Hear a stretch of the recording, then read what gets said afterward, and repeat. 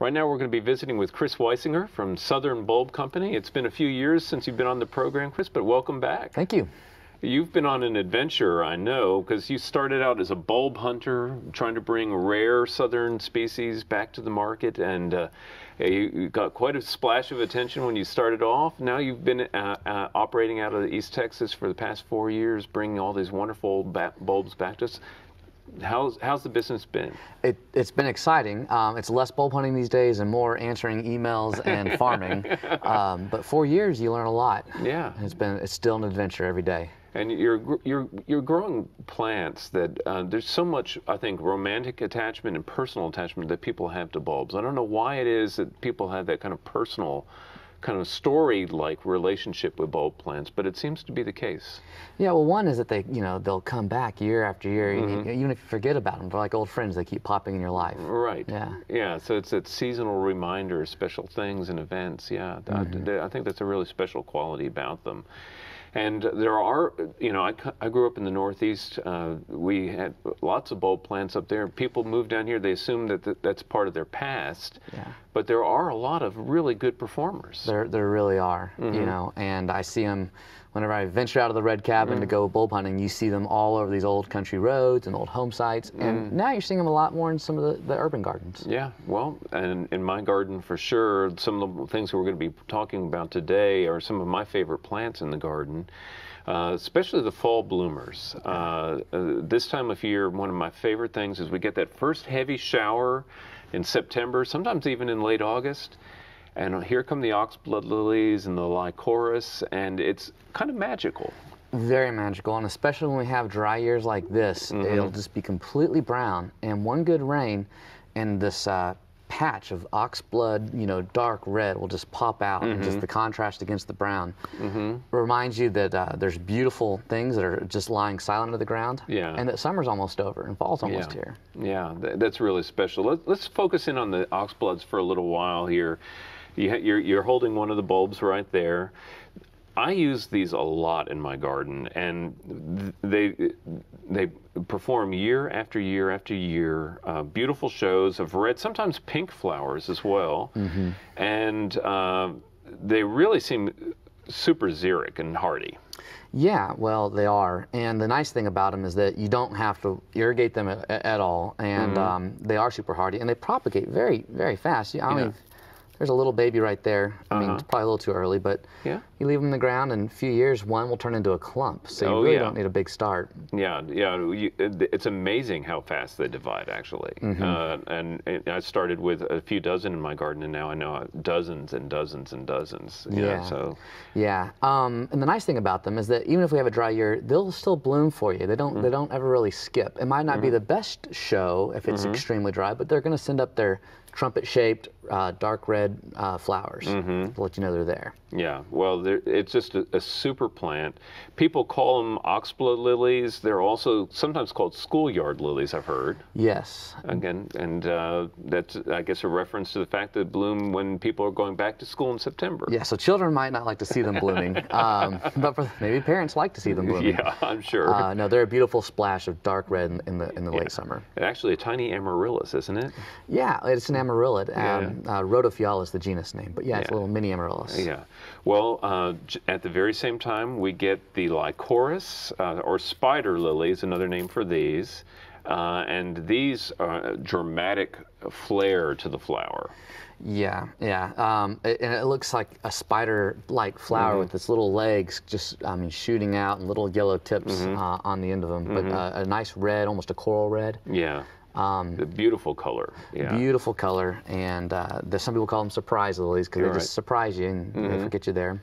Now, there are other forms of Lycoris, but this is the one, the radiata, that really just seems to perform for us down here. The radiata seems to be the best from Austin, all the way to the East Coast. Yeah. Some people call them British soldiers.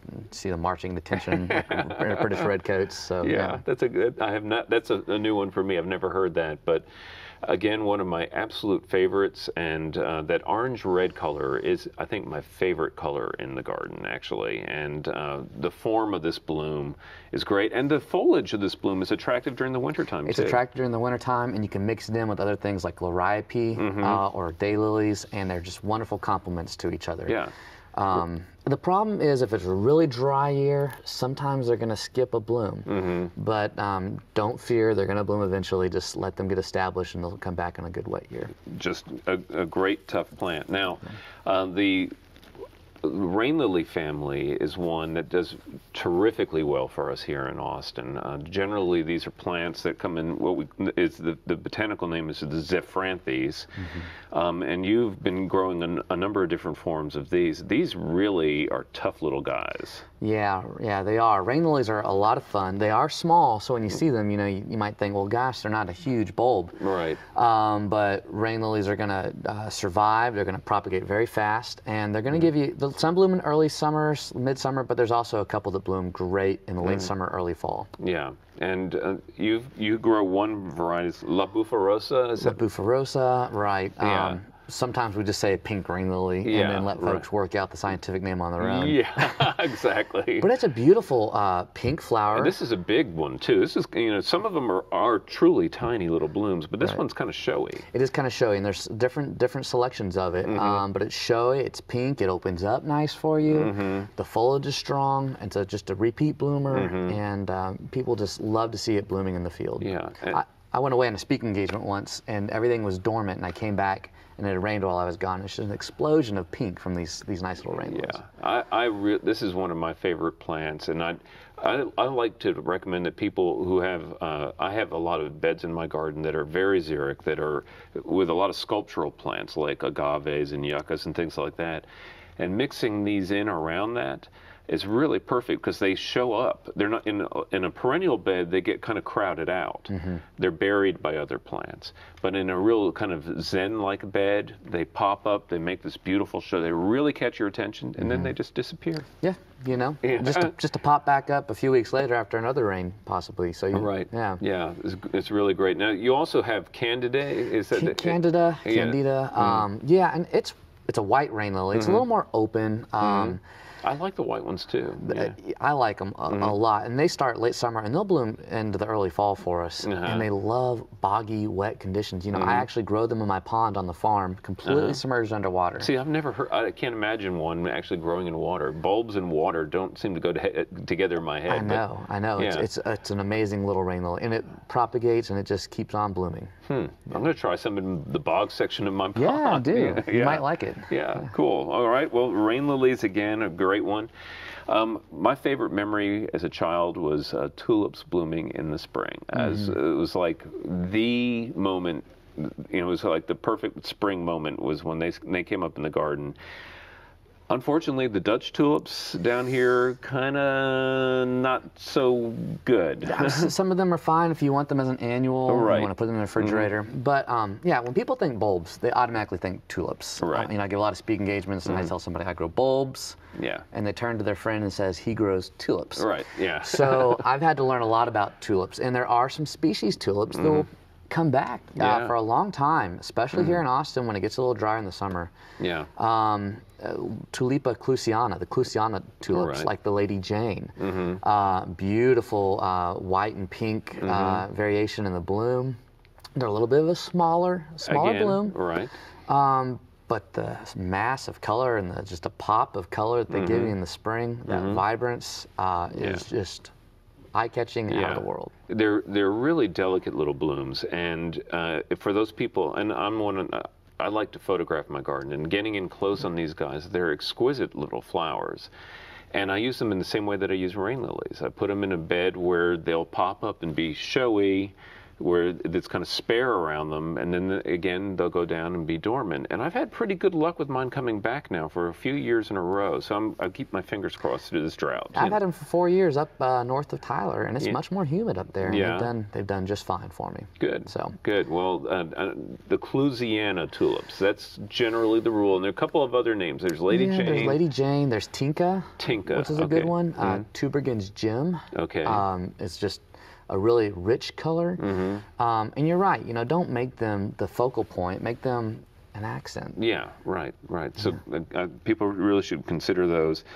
The other plant that everybody thinks about when they think of bulbs are the narcissus, you know, daffodils and the little jonquils and things like that. So there are a couple of varieties that you grow as well that you've had good success in the South, and that's a tricky thing, I think. It is a tricky thing, and after doing this for 4 years, 4 years now, I deal with a lot of customers, and they let me know when things don't come back. Yeah. And I almost never get a complaint about the Narcissus Grande Primo. Okay. It comes back. It blooms for 3 weeks solid because one little bulb like this will send up 2 to 3 blooms. And that's not a little bulb. That's a beauty, by the way. It's a beauty bulb. I'm getting your floor all dirty, but it really just polishes off nice too. I'm a true bulb lover. I like them when they're out of the ground too. But yeah. That is a solid bulb, and it's the Grande Primo. You know, it's almost a staple that belongs in every garden in Texas. And these are a small bloom with a yellow cup and white petals, right? And that strong narcissus fragrance. The strong narcissus fragrance cut a little bit by that yellow cup. It's not going to be as potent as a paperwhite might be. Okay. So it's a little more sweet. Okay, good. Yeah. Good. Yeah. That's nice. Yeah. When the paperwhites bloom in my garden, you can smell them literally from the other side of the garden. I believe it. Yeah. I believe it. And this one, you know, comes up about a foot tall, and it's like popcorn of small little flowers on top Yeah. of it, like But again, really showy, and it's nice to have the yellow. That's what I always think of when I think of narcissus. I want some yellow. You want some yellow. And you also have golden dawn, right? Yeah, and that is yellow for you. You know, yellow cups and yellow petals, almost golden. And it has a very sweet fragrance, almost a jonquil fragrance. Okay. Yeah. So these are all things that you're growing on your farm. Yes. People can be in touch with you on the web. Yes, it's southernbulbs.com. Okay. Or Google Bulb Hunter, and I'll pop up. Yeah. Bulb Hunter. Bulb Hunter. I still live in the red cabin. I'm still out there hunting and farming bulbs. So that is such a cool thing, and we've had rose rustlers and bulb hunters on the show, and following your dream of reintroducing these plants to people. I think it's really exciting that you're doing it.